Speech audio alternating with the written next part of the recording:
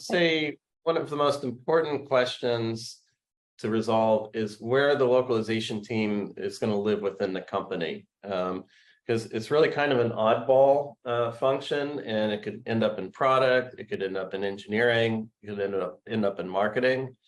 And my experience has been, it's really important to be in a part of the company that's focused on growth. So like at Notion, we're part of the marketing team, even though, we're fairly technical and we work closely with engineering.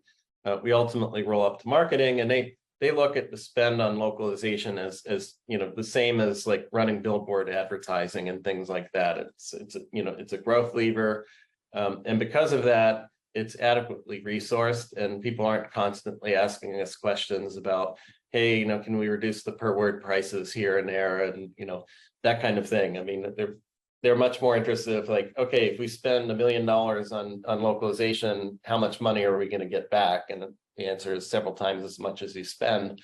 That's where you want to be. Where you don't want to be is in an organization that's going to view localization as a cost center, because then you're just going to constantly be struggling to get resources. And if you are in a localization business that looks as localization as a cost center, is there advice that you would give? Is it just you should just leave? Is that the answer, or is it that is there a way that you can kind of navigate to a business structure that really values what you do? Do you think? Well, I would say you want to push to be, reorg, to have a reorg, so you're, in the right place in the company. So for example, you don't generally want to report to engineering, although you do need engineering support. There's a lot of technical work that needs to be done.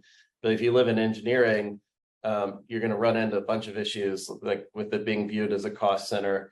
The other thing you'll run into is people saying, hey, can't you just machine translate everything? AI is great. It's awesome.